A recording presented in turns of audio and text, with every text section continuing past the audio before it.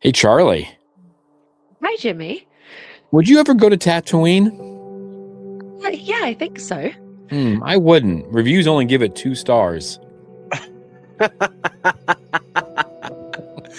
Outstanding. Love it. Hello, I'm explorers. speechless. It's brilliant. It's getting better every week. That's got to be the best one this year.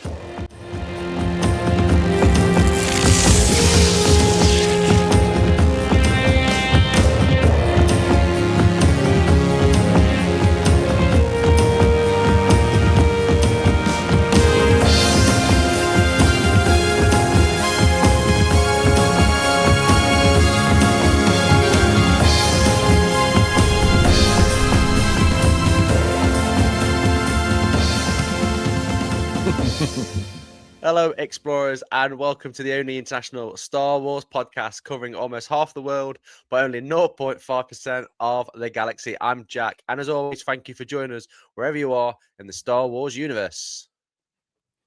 Yes, welcome to Explore the Force, where we cover all things Star Wars. I'm Jimmy the Jedi, and as always, welcome back or welcome along if you are new. Right, Bab. And last but by no means least, I'm Charlie. And if you're joining us today for episode 145, and if you get a chance, don't forget to give us a cheeky rating, like, share, and subscribe if you're watching on YouTube. Jack, I know the answer to this question, but how you doing, buddy? Rough. I've had the worst cold. It's not even a flu, it's just a cold all week. So I've been feeling sorry for myself. I went out last night and I should not have gone out last night. And now I am paying the price. Jimmy, how are you, bud? Good. Weather is confusing here in the Kansas area as usual, but other than that, things are going well. Yeah. Chuck, what about you?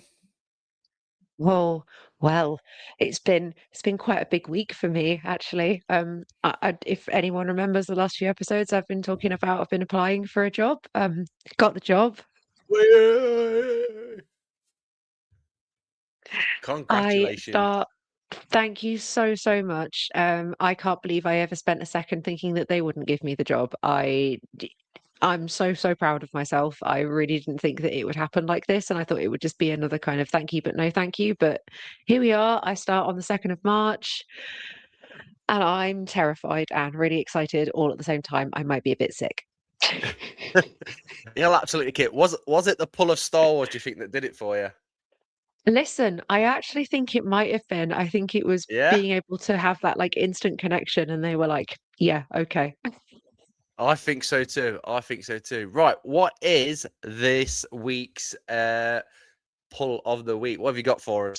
Oh, I'm consulting the cards. I'm feeling the cards, and the cards are telling me da, da, da, da, da, da, this card is Judgment. Oh, Oh, very interesting. This is Leia gifting the medals to Han and Luke, which I think is such a cool illustration. I love that. So Judgment is about renewal, awakening, and call to action. Judgment is your spiritual alarm clock, signaling it is time to look back at your journey and see how your experiences have shaped you. It's about taking full responsibility for past actions and to move forward. Hmm. Very interesting. very interesting. Give Chewbacca his medal, please. Yeah, Yes. give Chewbacca his medal. That's what this card is actually saying. Give I'm Chewie his judging medal. Leia Thank for you, Jack. that. Yes, 100%. Right.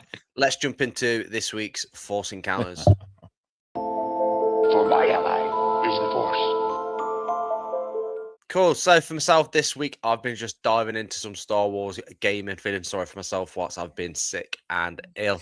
I've been playing Star Wars Old Republic on my mobile phone, just getting ready, hopefully, for the remake that is not happening, that is happening, that no one knows if it's happening or what's happening. Charlie, what about you?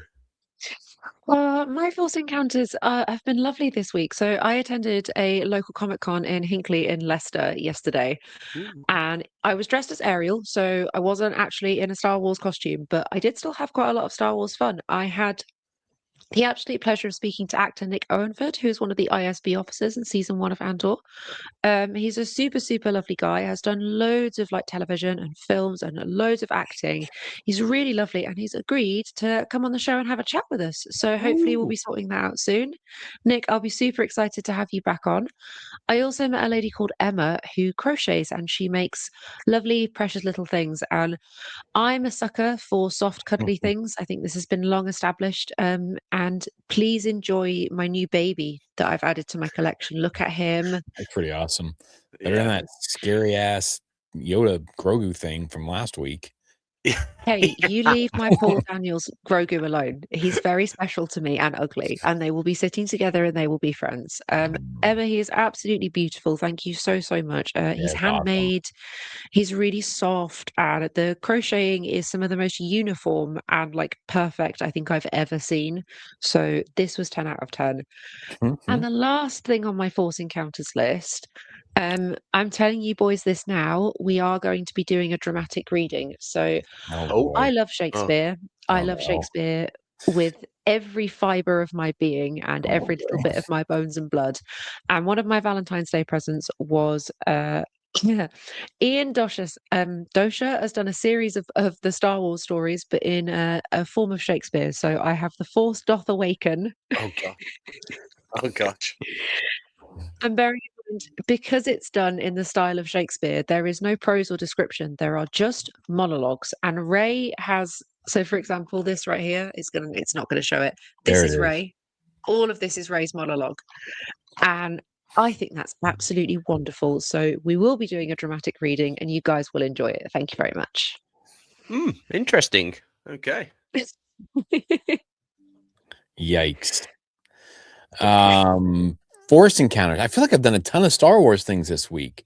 So I started out reluctantly. I don't know why, listening to Low Red Moon. I haven't had the book yet. I've just been doing the audio. And like I said last week, the two voice actors who played Jalen Vrax and ND5 are both ones reading the book. And Mike Chen, who writes it, he does it's really clever because he's writing it, in Jalen's perspective and then ND's perspective. And ND's is so different because it's, really,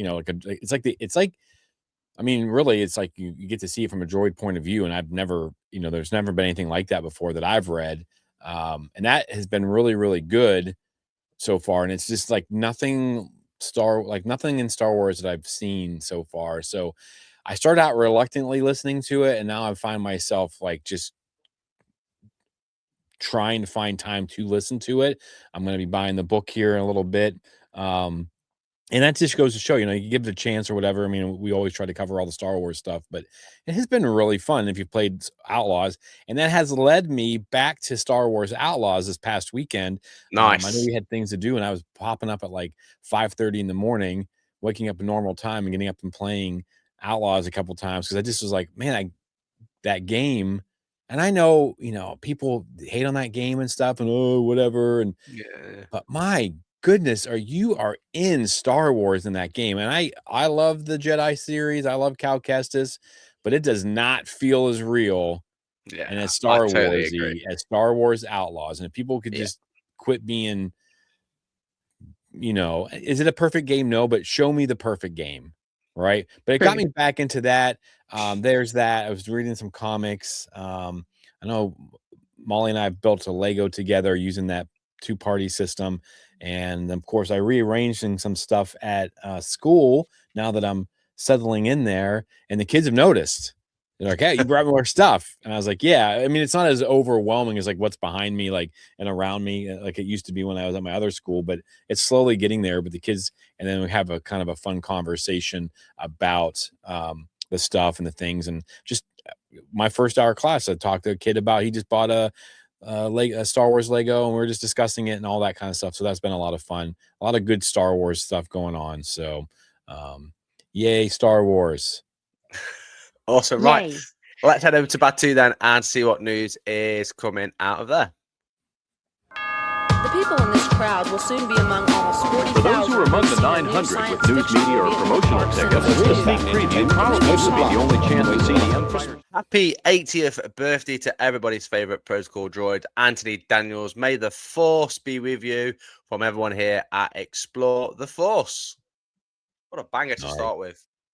Yeah, that's pretty awesome. 80 though. I mean, he seems like he just doesn't seem like he's that old. Whenever you see him out, No. he just looks like he's.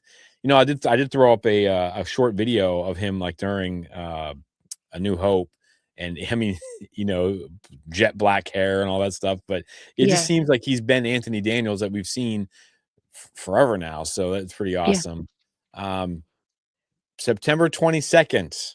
Boom. Mark that date in your diary, on your calendar, stamp it on your forehead, get it tattooed, whatever. It's the opening of the Lucasfilm Museum of Narrative Art, I believe. An update on their socials. They mentioned they are working hard, rain or shine, to get open for that date. Chuck, how you feeling about this? I've got red, so obviously I'm very excited by this.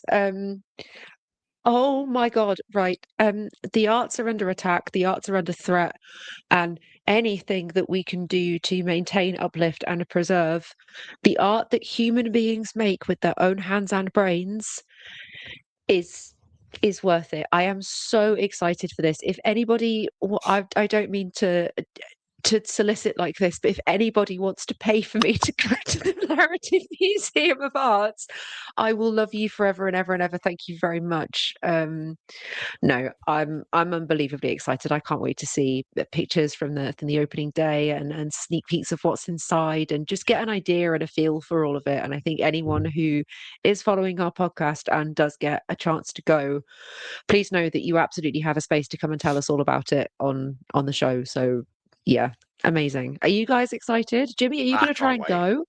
I plan on depending on what Disney does with Reed Pop. I don't want to get into that right now, but I'm trying to make a decision. But if I'm there, I'm flying in Sunday and I'm going there Monday and Tuesday probably. I think it'll take a 2-dayer. I will video chat with you so you can see everything. And yeah, so that's on my plan for next year during Star Wars Celebration in Los Angeles. I plan on getting out there a few days early and making that a big part of my trip because there's nothing else in Los Angeles I really want to see. Yeah. Aww. I feel you. So, what about you, Jackie boy? Yeah, I totally feel you, mate. Hopefully the same. If we can get out to LA in the first place, I'd like to go and see that as well. Even if we have a lull this side of Christmas as well, I'd probably try and get there while it's a little bit more quiet because it's going to be absolutely rammed, obviously, next year. But no, exciting times. What other news have we got, Charlie? So it is coming up to the 10-year anniversary of Rogue One, which is actually super exciting. I know. Marvel Comics are releasing 5 new standalone issues, including featuring characters that we know and love: Jyn, Cassian, yes, Darth Vader, Chirrut, Baze, and Saw Gerrera. So I have a couple of synopses to read for you guys. We've got Jyn Erso #1, written by Ethan Sachs, and the art by Raymond Rozonas, who's a really, really good Star Wars comic artist, by the way. On the toxic Wobani fields, Jyn Erso's brutal routine shatters when an unlikely crew begs the infamous Liana Halleck to pull off an impossible escape. Can Jyn outwit Imperial security droids, tower cannons, and incinerators long enough to crack the code and keep a frightened young prisoner alive? Will a leap of faith heal old scars from Galen, Lyra, and Saw, or will Wobani claim Jyn's future before the rebellion ever can? We also have Saw Gerrera #1, which I'm really excited for, and I think Jimmy might be as well. This is written by Mark Bernardin, and the art is by Gabriel Guzman. Witness the act of revolution that was too much for the rebellion. Oh, yes. After proving himself in the Clone Wars, Saw Gerrera was a soldier for the cause of freedom and was willing to do anything to secure it, including leading a mission deep into Imperial territory. At stake, a source of information that would provide a tactical advantage that could shift the balance of power in the rebels' favor. But is the price to be paid for that information too high? Ooh, yes. And one more, because these are really, really good. I'll read you guys the synopsis for Darth Vader #1. Chris Condon, written by and the art is by Luke Ross. When negotiations fail, the Empire sends in its attack dog, Darth Vader. Oh, director Orson Krennic's negotiations with the gem-rich planet of Harold have hit a standstill. Its leader, Harroke, refuses to allow the Empire to mine its rare kyber deposits for use in the Death Star's deadly super laser. But when the Emperor catches wind of Krennic's failure, he sends his most trusted acolyte, Darth Vader, to ply the kyber from Harroke by any means necessary. Classic Empire. Can't get what we want. We'll take it. Imperialism 101, baby. Yes, indeed. Yeah. You can read the history books or you can watch the news. You decide. All right, moving on. Catch me in Forbidden Planet every Wednesday getting these copies because these look really cool. Guys, I think I'm back into my Star Wars comics. Let's Nice. go. Nice. Cool. In other news, director Steven Soderbergh has once again voiced his frustration as an article online at IGN surfaced in which he said the following about the Ben Solo movie. We were all frustrated, Soderbergh said. You know, that was 2.5 years of free work for me and Adam and writer Rebecca Blunt. When Adam and I discussed about him taking it publicly, I said, look, do not editorize or speculate about the why. Just say what happened because we all know is what happened. Okay. The stated reason was we don't think Ben Solo could be alive. And that was what we were told, and there was nothing to do about it, you know, except move on. He also carried on saying, I kind of made the movie in my head and just felt bad that nobody else was going to get to see it. The director continued saying, I thought the conversation was strictly going to be a practical one where they go, what is this going to cost? And I had a really good answer for that, but it never even got to that point. It's insane. We're all very disappointed. Is that about to change, though, with the new leadership at Lucasfilm, though? Who knows? Probably more on that later this year. Maybe even imagine if it come out next year at Celebration as well. That would be some awesome news. What's your thoughts on that, guys? You think that's going to happen? I think it would be a great way to extend an olive branch to all the fans. Like, if think about it, Filoni and Linwin say, hey, and even the new presidents, the president and what's her official title? Like Chief Creative Director or something? Yeah. So Dana and Josh want to endear themselves to the Star Wars fans. They say, hey, this is a really great idea. Somehow, Kylo Ren returned. Somehow, Kylo Ren returned. Ben Solo. And this time, we're going to actually tell you how. And it'll make way more sense than the last time. Fair enough. And everyone will go, yay, and the fandom will be united, and we'll sing Kumbaya. We'll sing Yub Nub together outside the theaters. Yep. We're insane. We're crazy. We are crazy. Give me Ben Solo. Where is Ben Solo? Hashtag bring him home. Give me him right now, please and thank you. I think it's really interesting to see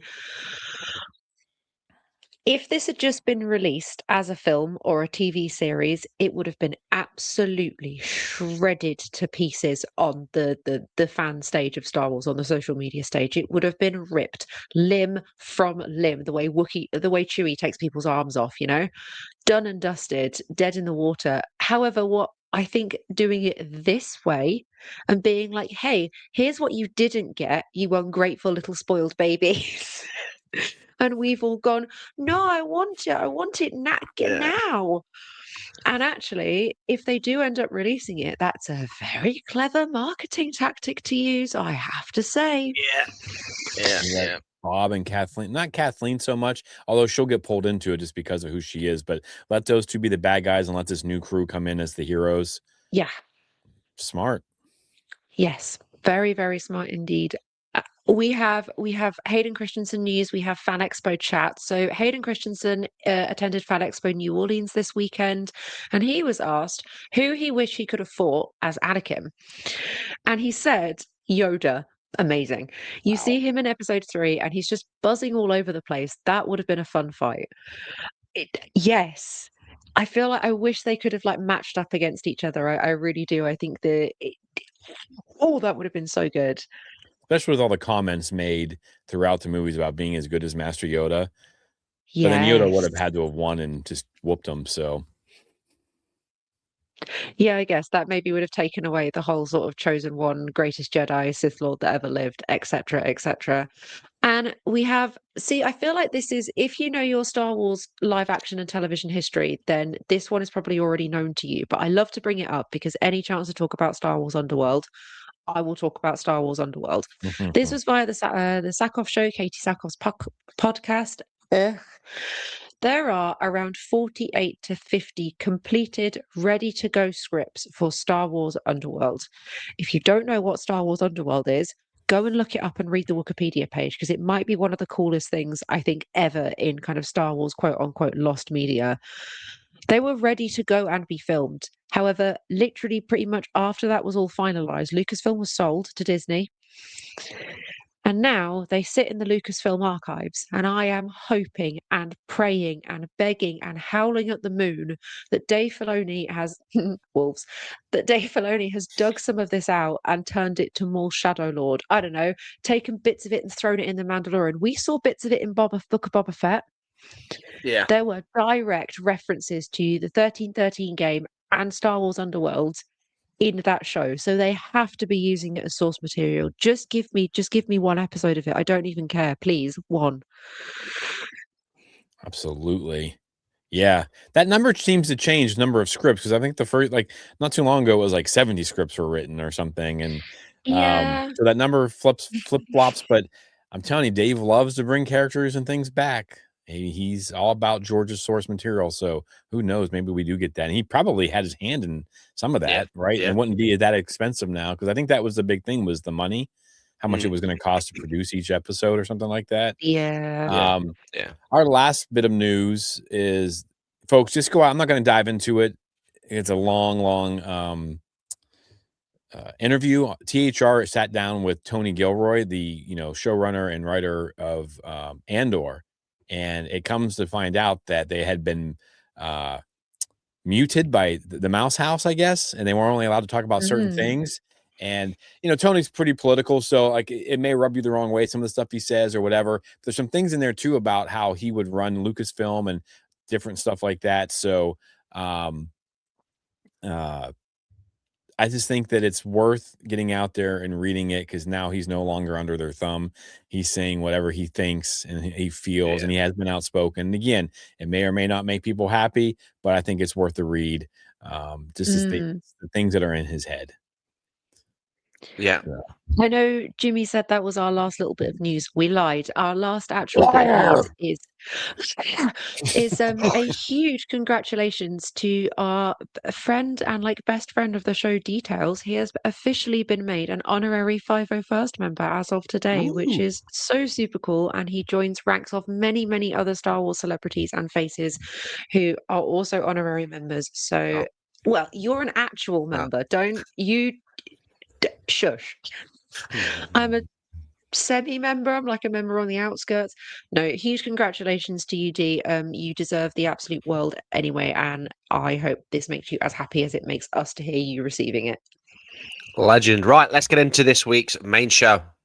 Okay, so this week we are going to be talking about everybody's favorite character, and with a brand new show coming up, we decided to delve a little bit more into this character. Yes, this week we are talking about Maul. But we couldn't just do it, the three of us. We need a little extra ammo. So we brought in a special guest today. Joining us today, we have Cameron, also known as Limitless Nerd. Thank you. Look at that, like magic. Welcome to the show, Cameron, and thank you so much for joining us. As always, we do have to ask our guest a few questions, but before we get started, tell us about yourself, tell us about the channel, and where people can find you. Yeah, I mean, first of all, thank you for having me. This is the first time I've been invited on another show. So, yeah, where you can find me, it's right there, I think. Limitless_nerd on Instagram, YouTube, TikTok's sort of a thing. But yeah, just we're doing the podcast. New episode at the time of recording this came out this past week, and we're doing every other week for right now. That may change to more frequently if I can get them recorded faster. Right now we're doing every other week, and that's what we're going to be doing for the foreseeable future. But yeah, I Nice. just talk to people about Star Wars. So Well, we are all about Star Wars. So our first question for you is, what is your favorite Star Wars movie? it changes a lot. Like I feel like it does with a lot of people. And most people would probably think I'm a prequels kid, which I guess technically I am. But I will say Empire Strikes Back Mm, at this current moment of time, which is like the most basic answer, but it's the best answer I have. why Empire? Um, I it's surprisingly it's the first one that I saw, which is very strange. Not the correct order you're supposed to watch them in No. anyway. But but I love the duel between Luke and Vader. Um, I like the Leia and Han stuff, and I like the way it ends, which sounds terrible because it's literally the one where everybody loses. But uh, but it was the first movie that I saw that didn't end the way I thought it would end. Mm. But also it's kind of hard for me to say that because I don't really have the memory of watching it for the first time because I watched it for the first time when I was 2. So Wow. so but yeah, I mean it's always been the one that I just go back to. It's always the one that I put on. I love Luke and Yoda and the Hawk stuff at the beginning. And there's no bad parts of that movie. I think that's a really, really fab answer. Our second question is, who is your favorite character? It's actually really convenient, and I didn't tell anybody this before I got invited on, but it's the person we're talking about today. So it just works out What a perfectly. segue and a half. Amazing. Beautiful segue. So Maul then. So obviously we'll start with everyone's first initial reaction of him. Arguably one of the greatest entrances of any Star Wars character. Let's start with you then, Cameron. You said he's your favourite. What was your first impression when you first saw Maul appear? I mean, the sad part is his first impression is terrible because I mean he does. I mean, in Phantom Menace, it feels like he's almost just designed to sell toys, which I think at the beginning he probably was. Yeah. But what really grew my impression on him is Clone Wars, obviously. When he actually gets to be a character, because he's not really a character in Phantom Menace. He's there to have a cool fight and get put on all the merch, and that's really about it for Phantom Menace. So I mean, it really wasn't until he was not my favorite character at the beginning. He didn't really become my favorite character until Clone Wars, and Sam Witwer has really just done wonders for that character. Oh yeah, indeed. Charlie, what about you? What was your first impression of Maul? Oh, mine's probably a little bit different. So, the boys know this. I'm sorry that I'm telling this story once again for like the 800th time. Cameron, this is mostly for you. The first ever Star Wars film I saw was The Phantom Menace. I was 9 years old. My mum brought me the VHS tape because we both really liked the artwork because it has Darth Maul's like half of his face, you can see his eyes. Yeah. And I was really, really enjoying the film. And I think the introduction of Maul, maybe not the best introduction for a bad guy, but still enough to kind of stick in your head. And I know something that George Lucas said an awful lot about The Phantom Menace is he made this film for like 12-year-old boys. That was it. All of it was about the merchandising, the toy sales, and what was cool for 12-year-old boys. Even though I was a 9-year-old girl, slightly different, absolutely obsessed. I thought he was the coolest thing since sliced bread. how could you not be terrified and fascinated by when everything like you've seen in the Phantom Menace up until then is all like greys and browns and beiges? Yeah, Suddenly you get this dude who's like painted bright red, with his terrifying eyes and horns all over his head, and he doesn't really say much, but he's obviously really scary, and it blew my mind genuinely. But I think like because I was a kid, I was the perfect age for it. Nice. Jimmy, what about you? What was your initial reaction? It was meh. Right. I've told this story about being a prequel hater when I was younger in my 20s, and everyone liked him so much that I always just kind of made fun of him, like got a little cocky, got a little cut in half. And yeah, I didn't really care. I mean, he was whatever. He was a side note in the movie, if I'm being honest. But you know, I think that's all he would have been if he hadn't gotten fleshed out. Like, I don't know, you know, I mean, obviously we wouldn't be talking about him if he hadn't gotten fleshed out, I don't think. But yeah, so when my first reaction, like, yeah, this guy's cool looking, but you know, I didn't have any attachment to Qui-Gon at first. You know, all that stuff kind of builds, and so there was nothing really. I was like, oh, okay, you know, cool double-bladed lightsaber, but we had seen that in the what do they call those things? You know, trailers. Yeah. Because back in my day, we waited till they came out with trailers. We didn't cry about it till we got it. So, oh, burn on you youngins. But yeah, so no, but it was fine. But I will say that, like, as ho hum as I am right now about it, like, I am like busting at the seams for this show. Like, I'm really excited for it. He just didn't really do that much. Now, I will say this though, the guys, I remember going because I was working at Cedar Point. It was in the summer of college after the Army, and we were at Cedar Point and we went and saw it. And a lot of the dudes I went with, man, they were buzzing about him, but they were all a lot younger than I was. So, you know, just kind of where I was at and who I was with and that stuff. So, yeah. Jack, what about you, man? We know you love him, but like, there's not like, if you're being honest, like, what's the love just with the first movie? Like, it's the whole mysterious, you know, we've mentioned it, hardly talks. The moves, the double-bladed lightsaber, obviously the music, the entrance for the Duel of the Fates.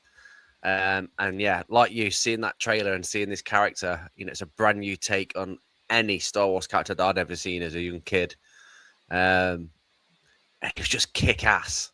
And I don't know many people that can take down Liam Neeson as well. So for me, it was unreal. All the backflips and stuff like that. Like you said, the eyes, just the whole mysterious look. You know, there's so much underneath there that I think throughout the whole movie, I'm on the edge of the seat waiting for more. Obviously, we didn't get more, but like Cameron said, I think he really come to life in Rebels. So yeah, for me, I was just similar to Charlie, just blown away. He's definitely doing the Boba Fett thing, where he's there to not have any dialogue. He's there to look cool and then disappear by the end of the movie. I think he has it says like 13 words in total or something like that over the course of the whole film. Yeah, it's and not much. I think it's a testament to Ray Park's acting, to the character design, especially to be able to have that little dialogue and interaction, but carry such an iconic kind of power and presence on screen. Like, everyone knows Duel of the Fates, everyone knows the music, everyone knows that it's arguably one of the most iconic lightsaber fights in Star Wars history. Like, nothing I've seen on screen has topped the Duel of the Fates fight. Nah. And the fact that they had to slow that down when they edited it into the film because Ewan McGregor and Ray Park, all of them were fighting so fast. Yeah. I mean, that part's impressive. The fact that they got so good, and it does flow. Like, you sit there and you see that thing where he like points and hits the, you know, that stuff, that's pretty awesome.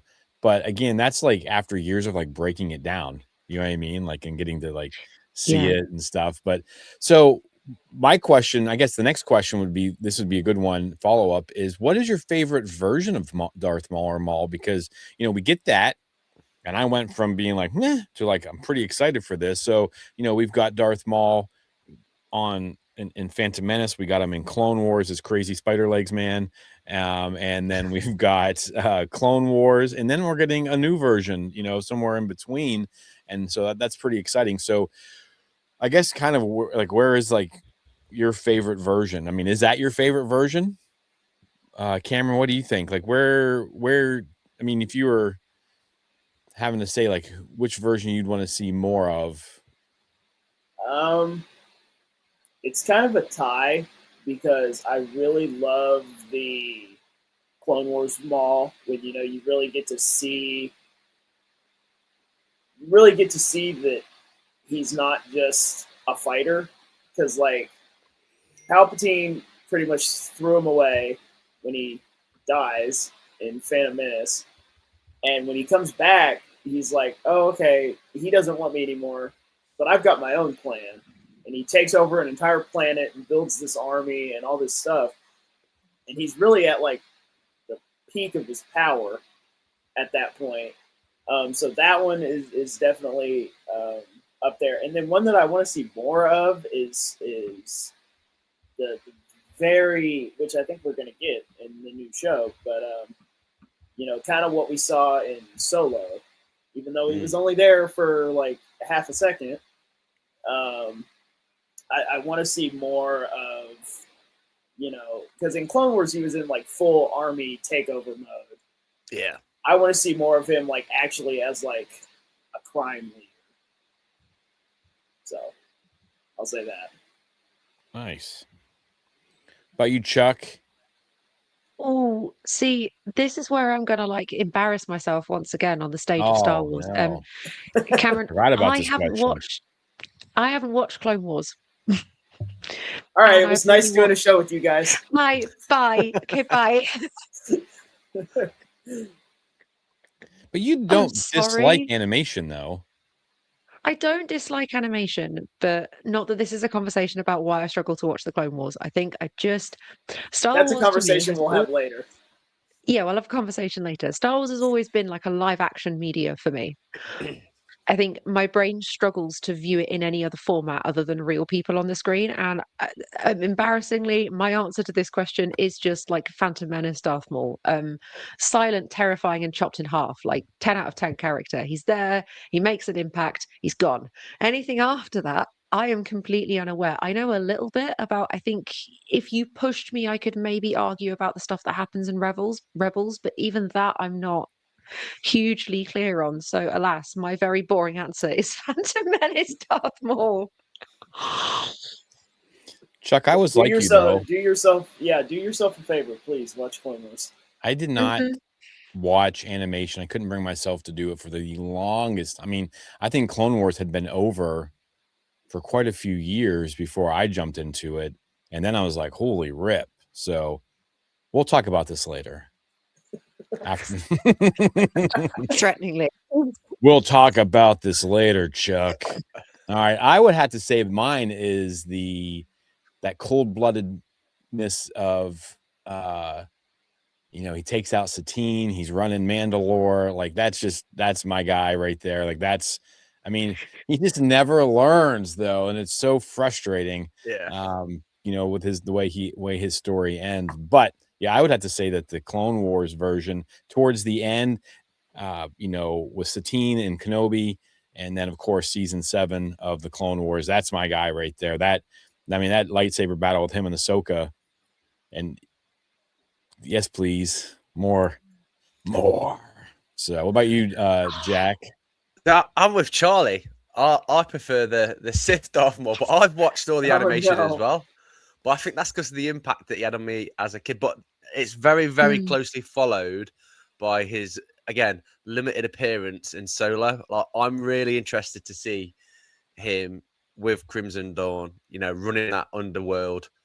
But yeah, it's the impact I think it had on me as a kid. With, again, like we've mentioned, the scary look, the dual lightsaber, the no nonsense.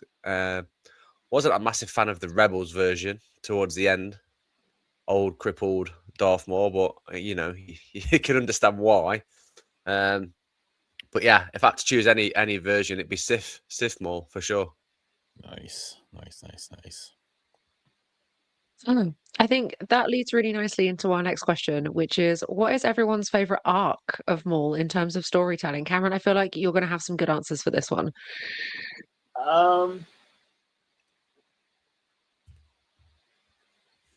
I mean, again, I feel like I have to go back to Clone Wars because, like, Mm. you know, there's a line of dialogue right after Savage takes him and they pull all the craziness out of him and he gets new legs and all that kind of fun stuff. And he's kind of finally back, like, paying attention to what's going on. He's not crazy Spider-Man anymore. But he says to Savage that he feels conflict in the galaxy. And Savage is like, yeah, it's the Clone Wars. And he looks at him and he goes, oh, okay, it started without me. So he knew what at least part of what Palpatine's plan was. And then he's like, okay, he's got Dooku. He doesn't want me anymore. I'm going to go do my own thing and show him that he shouldn't have just, thrown me away, basically. And he does. I mean, he makes him angry enough that he has to come handle it himself, which he very rarely does.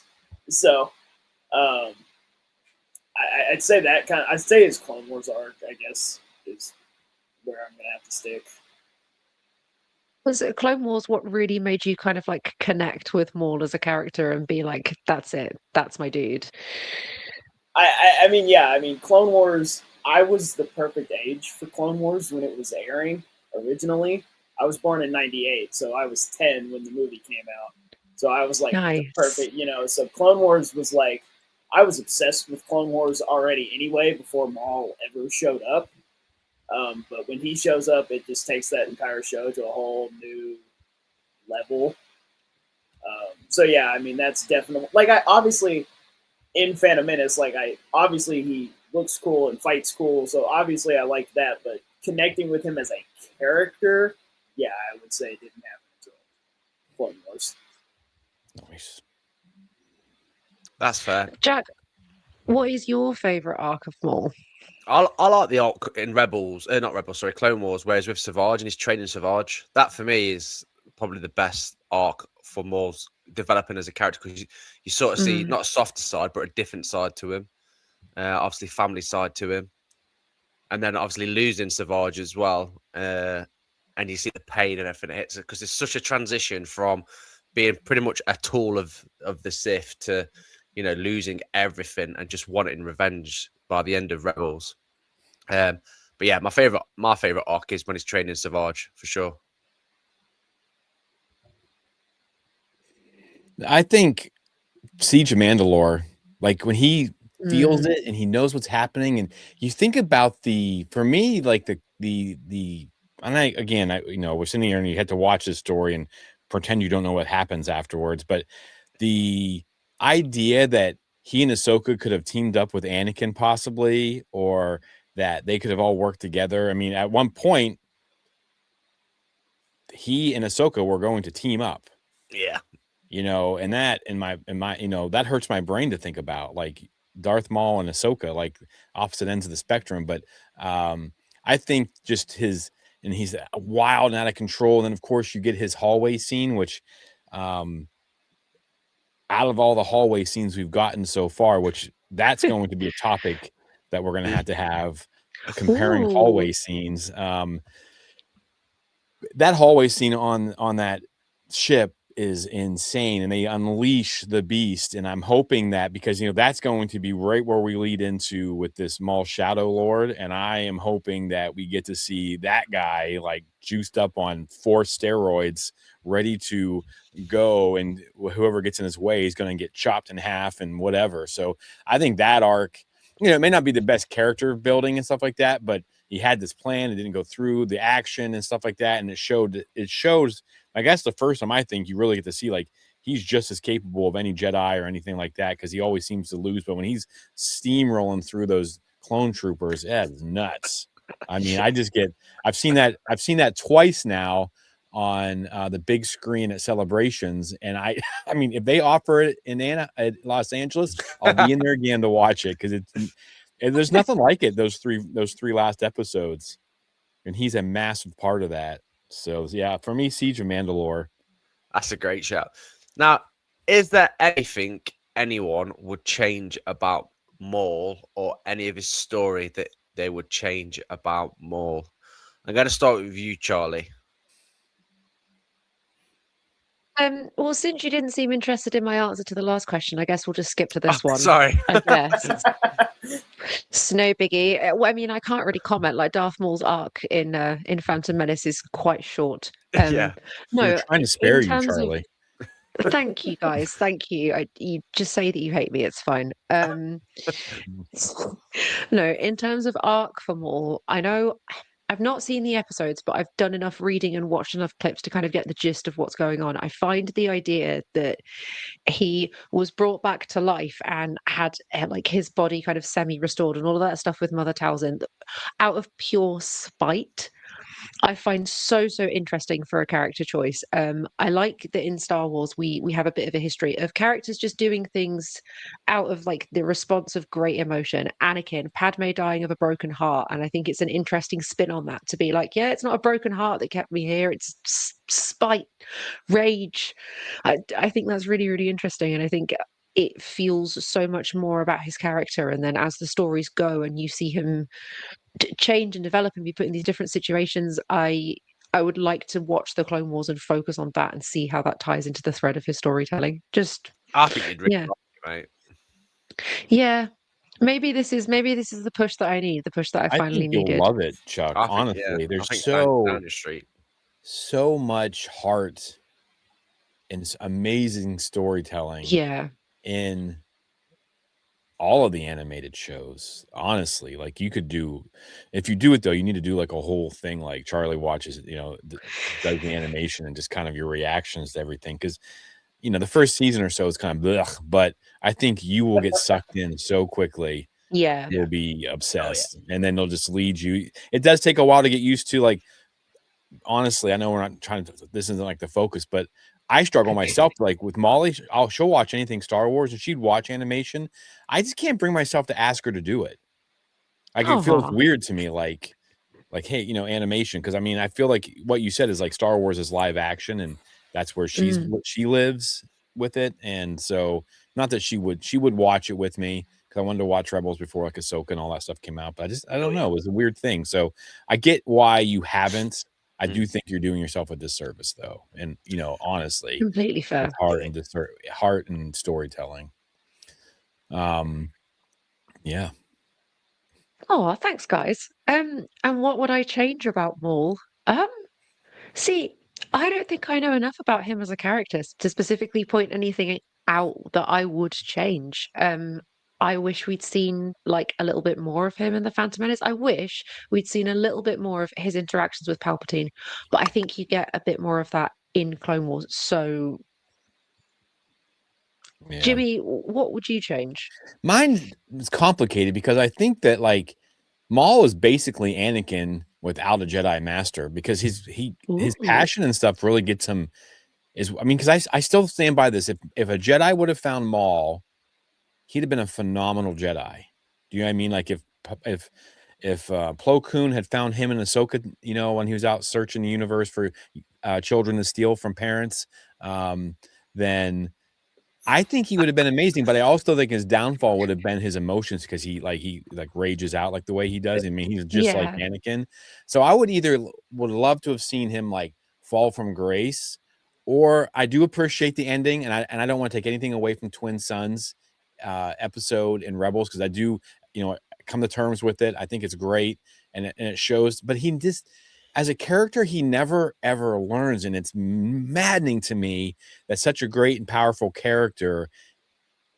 And I know that's the difference between the light side and the dark side, and that's what Dave and those guys were trying to.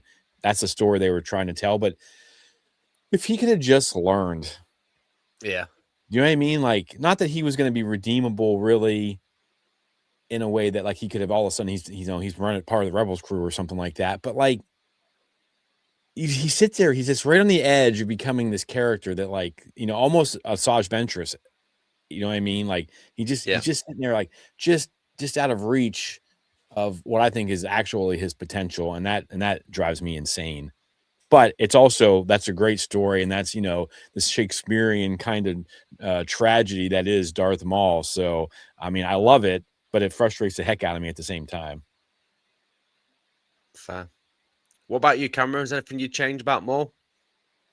I will say to Jimmy's point, I mean, like, I think that's what makes him so interesting as a character, though. I mean, he's designed to lose. Yeah, it's maddening, like isn't it? Yeah, I mean that, but I think that's what makes him so crazy, and what makes him also so determined. He continues to try to do all this stuff, and every single time he loses. I mean, even at the very end, he loses. But I think that loss in that one Rebels episode is what finally makes him see, because he even, spoilers, I guess, for Rebels, for the people that haven't watched it, he says to Obi-Wan, literally the last thing he says is, talking about Luke, obviously he'll avenge us, knowing that he's destined to lose, and ultimately Obi-Wan is destined to lose for the purpose of somebody eventually winning. But something I would change, I mean, there's not a lot, honestly. I mean, especially, with his introduction in Phantom Menace and what we saw of him in Clone Wars and Rebels and Solo and what we're going to get in Shadowlord. I mean, I'd almost argue he's one of the most fleshed out characters that Star Wars has by the time we're done with this show, whether that's one season or however many it may be. But I mean, I'd argue he's got almost as much development, if not more, than pretty much anybody by the time we're done. So, I mean, it's going to be a pretty complete story for him, I think. Nice. Yeah, that's a very, very good point. The only thing I'd change for Maul personally is I wouldn't have chopped him in half at the end of Phantom Menace. I'd have chopped him in half down lengthwise, not Yeah. You got him that, Maul. To either like make an escape like Dooku did and sort of hide in the shadows as a disgraced Sith sort of thing. Because the whole spider thing didn't quite do it for me. It to a degree didn't make sense. Because didn't they explain that like he uses the Force to grab onto like a vent in the big giant tunnel and then crawls his way through, and then I guess. And I get it. It's the Star Wars universe, but for me, I think there's probably better ways or different ways that they could have gone about it to build a better story. I think hindsight and foresight and all that. But isn't this one of those situations where Lucas walked in to Dave and it's like, "Hey, we're bringing Maul back," and he's like, "Figure it out," and Dave's like, "What the beep?" Yeah. So this is the best and you've got a week to do it. Go, Yeah. But yeah, no, you're right, Jack. That is kind of a crazy. But I guess like the focus is really like how much he hates. I think that was. But yeah, I get it. It is kind of bonkers. So. Well, I think the spider design too, I think already existed in like a comic or something before they brought him in Clone Wars. So I think they were just looking for an excuse to use that design. That's definitely a Filoni thing. He loves to bring stuff back. Yep. So good for him. Where would you guys rank? I mean, I think I know where two of the people on this screen would rank Maul, but in terms of the characters and things like that, I mean, overall, how would you rank? Well, it's an easy one for me, but what I'll say about his ranking system I've got in my head is A is obviously at the top and E is irrelevant. And I know doesn't start with an E, but irrelevant.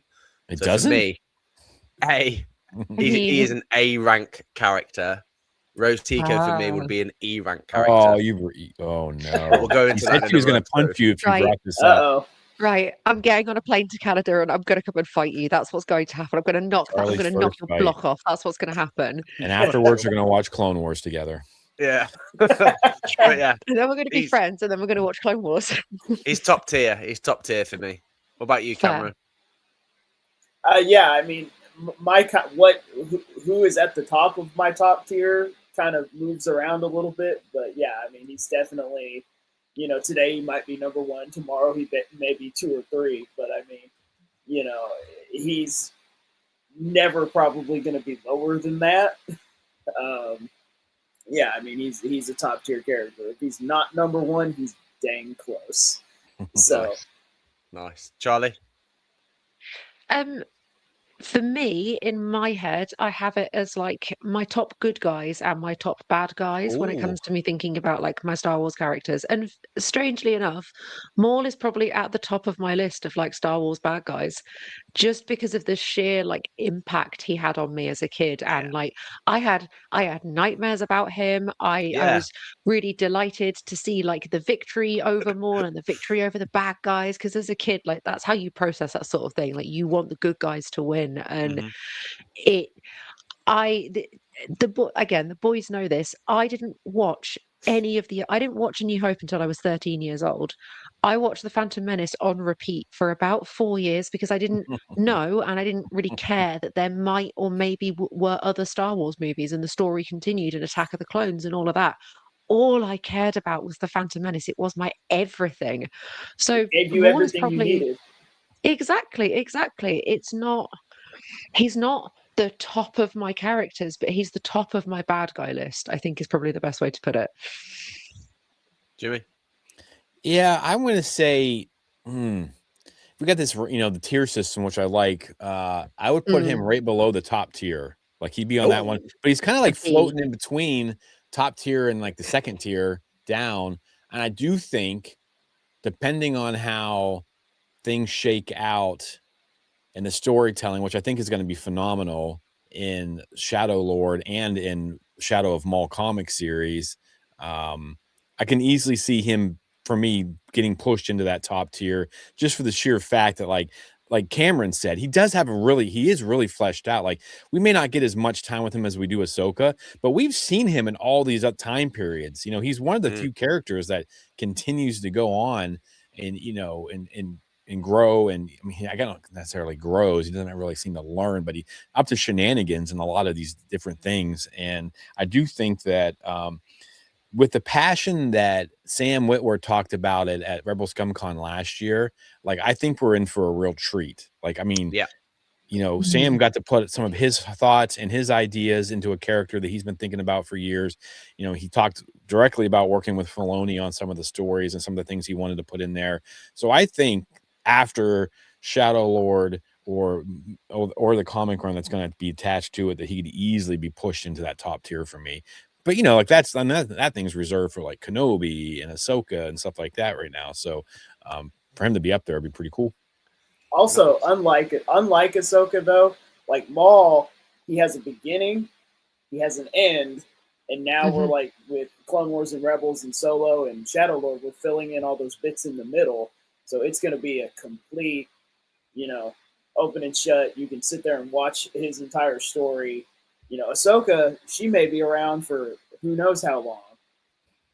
Especially with Filoni and the way he is with his characters, she may be around forever. I mean, who knows? But I mean, when she becomes the daughter, she will be. Yes. Yes. Maul's story is I think nearing completion. Yes. And that's why it feels so well rounded to me, I think. That's fair. That's fair. I get that. And I do think the stuff that they're going to fill in is awesome. Like, there's so much potential for this show. I think that's what we're talking about next. I can't remember.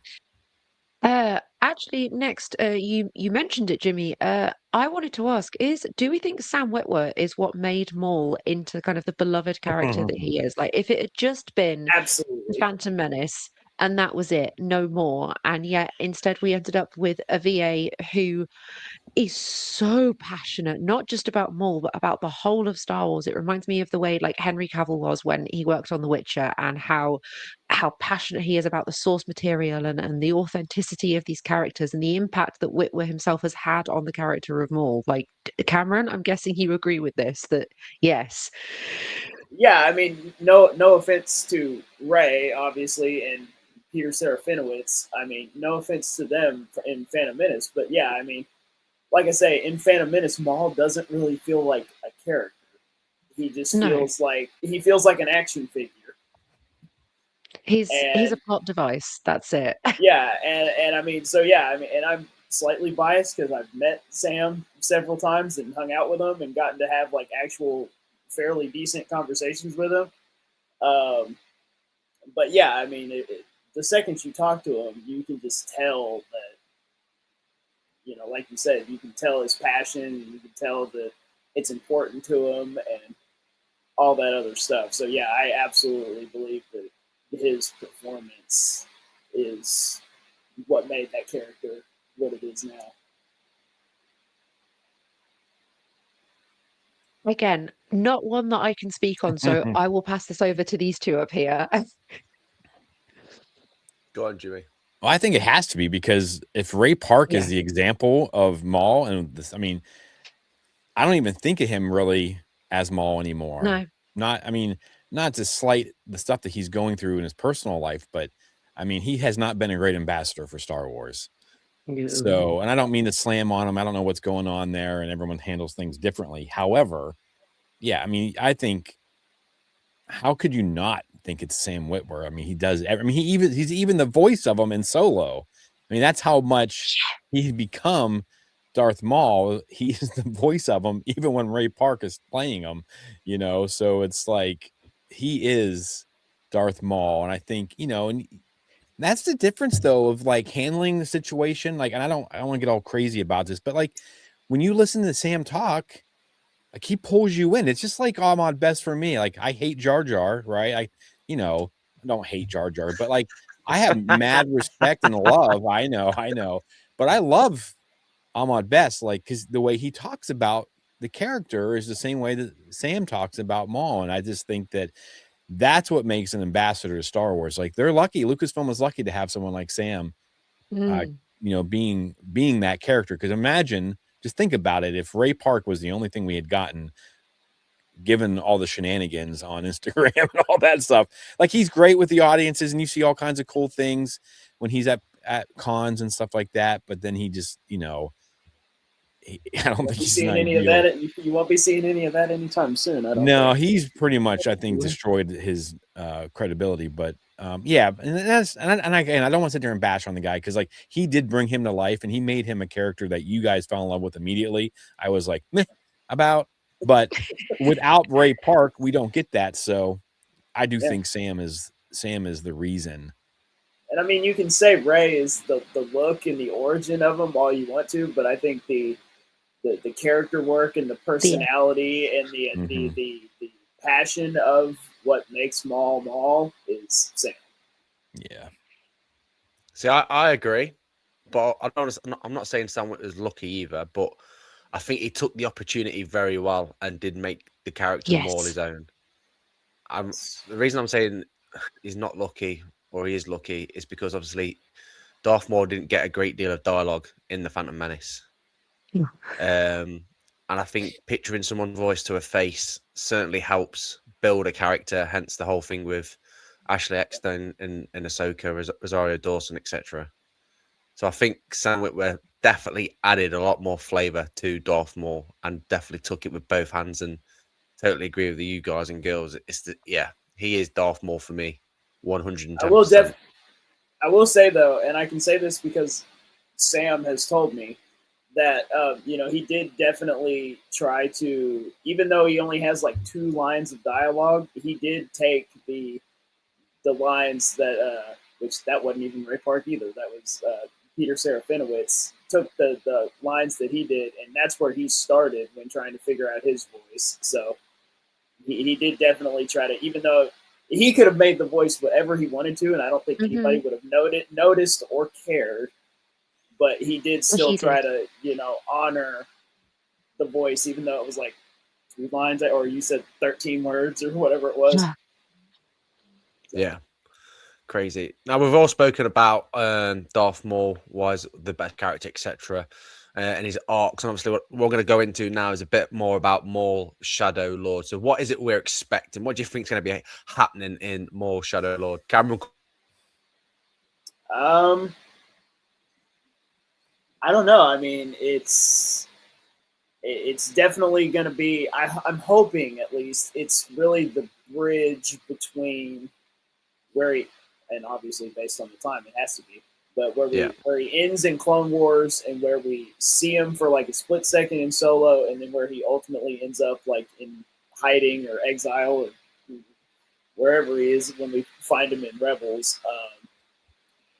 the biggest thing I'm expecting, and this may be on the list to talk about later, I don't know, but I think he has to fight Vader. I think not only do I think he needs to fight Vader, I think he needs to get it handed to him by Vader. Because Ooh. in Rebels, when we pick up with him, and Ahsoka is there, and Ezra and Kanan and Maul, and they kind of get word through the Inquisitors that Vader's coming. Maul looks terrifying, and I feel like the only way you get that is if they've crossed paths before, and it wasn't really a fight. I think they need to meet, and I think Vader needs to wipe the floor with him and then send him running away scared. Wowza. Good shout. Jimmy? Yeah, I can see that like being the ending of season 1 or something like that, where he just gets destroyed and like crawls away and has to lick his wounds and come back for a season 2 or even more hell bent or whatever. But yeah, I again, there's not going to be much growth personality wise because we know that he's incapable of doing it. But planting the seeds for Crimson Dawn, I really, really want to see Kira. I want to see Drayden Voss. I want to see these connections. I really want them to everything that we kind of got not promised, but all the speculation like what Solo was going to turn into. We're going to get all this stuff, this underworld things that we've been promised. Then we got Book of Boba Fett, which was like, okay, that's the underworld. Bunch of, whatever. And so I'm really hoping for that. Like, I want that underworld story that we were promised and that I think most of us kind of came to expect after seeing what Boba Fett did in The Mandalorian, that we were going to get this like almost Godfather type battles going on and things like that, and I didn't really pan out. So I think this is their opportunity to play that out. Plus, you also got, was it Brander Lawson? I think you're gonna have a really interesting police drama going on, and you got things with the Inquisitors. We could also see stuff with the Inquisitorius as well, because he's gonna be fighting 2 of them, and I think he'll probably end up beating those guys, and that's probably what brings Vader in. Maybe he gets the Grand Inquisitor again, and then Vader or something like that. Who knows? But yeah, so again, there's not going to be a lot of personal growth, I don't think, as a character, but I think it could really set things up and kind of like fill in some holes for us. And it would be amazing to see a really good underworld story, and bring in Dryden Voss and all that stuff. I think that would be awesome. There's so much potential there. That's why I think it'll be more than one season. I just don't think they can do it in one. Good shout. Good shout. Charlie? I don't think I particularly have like any expectations. I'm just excited. Maybe I can try and make sure that I get through like as much Clone Wars as I possibly can before this comes out and / Rebels, and see how much of Darth Maul's story I can catch up to, and then hopefully I will be able to actually follow some of the story and not spend the entire time going, huh? What? I know. I have no expectations. I'm just excited. I'm just excited for more Star Wars. Fair enough. Fair enough. I'm similar to both you gents as well. I do think Vader's going to make an appearance. I do think he's going to hand it to Maul, unfortunately. I don't think it's going to be as close as people may expect it to be. But like Jimmy said, there's not much room for character development at all, if I'm honest. Interested to see where the Padawan thing comes in. That's probably what I'm most looking forward to, the development of that character and how that pans out.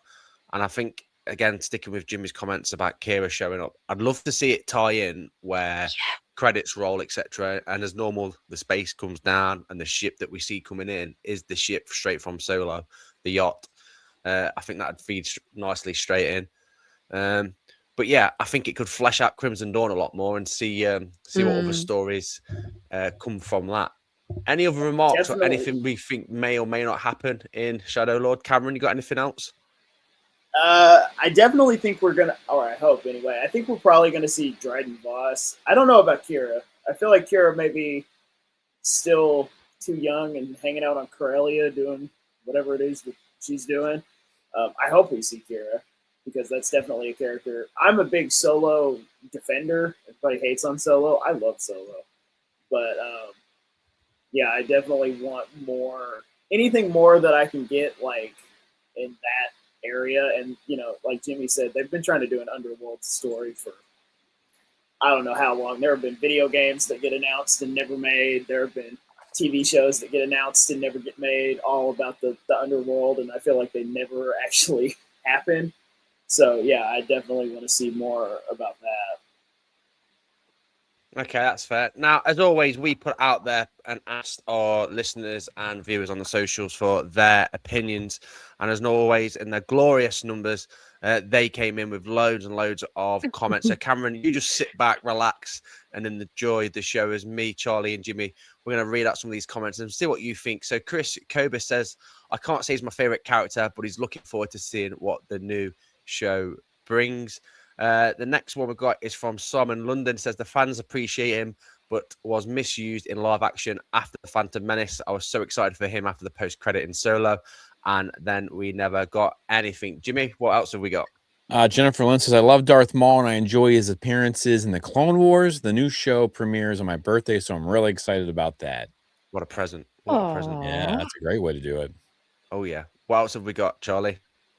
So Mark Ward said, very menacing, winky face, but got bested by a Padawan. I feel he was given a disservice by George and should have had more screen time. See, Cameron, I feel like we're getting like a theme here in the comments of people wanted more. I agree. I don't feel like he's going to be, I mean, anyone who expects him to hold his own against Vader, I think is insane. I mean, he gets beat by Ahsoka pretty handedly, and he gets beat by Kenobi. But I mean, he's too emotional. Sith Lords are his specialty. So, I want it to be like in Jedi Fallen Order when Vader shows up at the end. Yeah. You're like, okay, great. I'm gonna fight him. I'm gonna have a boss fight, and then he doesn't even have a health bar. Your goal is to not fight him. Your goal is to just run away. That's how I feel like he should be. That's a great point. Charlie, do you want to read the next one? Go on then. Darren Briscoe said, we had seen nothing like him. He appeared feral and so dangerous. That's a brilliant way to describe him. Yeah. Feral. That's great. Truly frightening. That he was apparently vanquished in the film. He appears in seemed a bit of a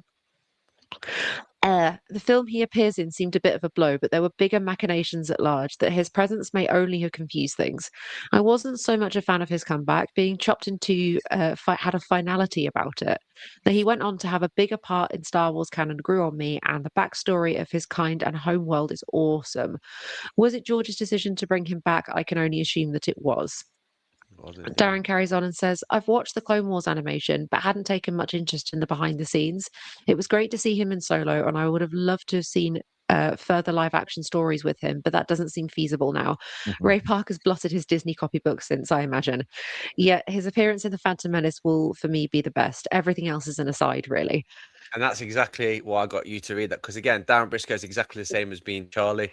But like Charlie mentioned there, what a word, feral. I think that describes Darth Maul to a T when we first see him in The Phantom Menace. Jimmy, got another one? Yeah, Joe Versku says, criminally underused by George in The Phantom Menace, which I guess everyone in the ranch has since understood. So by the measure alone, I can't say he's underappreciated. His resurrection and various storylines have made the wider canon pretty interesting and enough to merit flirting with a live action return. I would say this, though. Sam Witwer is ultimately, for me, the singular force that made Maul so engaging in the Clone Wars, etc. I just can't praise that guy enough and how much he's done for Maul. Ray, too, deserves a lot of credit for the signature physicality of Maul's on-screen presence, and was amazing to see him return in Clone Wars to do the motion capture work. Chef's kiss. Mwah! From Joey. Beautiful. And the last two we've got is from Jedi Master Eric. Says, I don't see Phantom Menace Darth Maul and post Phantom Menace Darth Maul as the same characters. Fair enough. And lastly, Commel says, Darth Maul was a bit overrated when he was first introduced because there wasn't much to him other than looking cool. Then he fought Qui-Gon and Kenobi and got chopped in half. Then Dave Filoni brought him back and did something with him. He is a far more interesting of a character in Clone Wars and Rebels. Thank you so much to all the listeners and the viewers for your awesome comments. I think one thing we can agree on is, unlike some Star Wars characters, Darth Maul is definitely one of those characters most people do actually agree on. Yeah, anyone that dislikes them, really. I mean, they typically. So, yeah. I don't think I've ever met anyone who doesn't like Darth Maul. I don't think I have off the top of my head either. Interesting. Just such a cool concept. I wish they'd kept Savage around a bit longer, but hey ho. Hey-ho. Right, awesome. Any final closing comments on anything to do with Darth Maul, guys? Well, we get the comic in a few weeks, right? Or Yes. We do. Was that in a week? A 2 week's weeks? time. I don't know. Week's time. Time. Right March at the 4th, beginning I of March, believe. think, yeah. So, Yeah. so I'm excited for that, and I think that's going to jumpstart the story. I'm really looking forward to that. Awesome.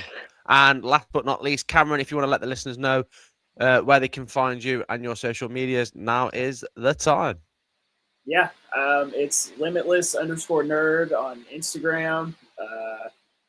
I think it's the same thing, but with a 1 on the end on TikTok, because I guess somebody took it before I did. You can search it on YouTube. That's really it. There's a Discord coming. It may be up by the time this comes out, but yeah, just that's where it'll be, and all the new episodes of the podcast get announced over there, and yeah, it's a good time. Awesome, but holding my sneezing so much. Thank you so much, Cameron, for joining us on this week's show. We're going to take the outro. Charlie, you're going to have to do my lines for me because I'm going to sneeze. Sounds good to me. If you have any questions or just want your voice heard, then DM us on our socials or send us an email or voice note at exploretheforce@gmail.com. And remember to like this episode, share it with your Star Wars friends and family, and follow us on all our social media platforms. All you have to do is search Explore the Force, all one word. And if you're watching on YouTube, don't forget to like, share, and subscribe. And if you want to show your support and spread the word around by image as well as voice, then head on over to Redbubble and search Explore the Force, where you can purchase unique merchandise. And a massive, massive thank you, especially this week, to everyone interacting with us via our social media. You guys keep this podcast amazing. Yes, make sure you go over and you like Limitless Nerd on YouTube and Instagram and TikTok. And finally, you've been listening or watching Explore the Force. We have spoken. See y'all next week.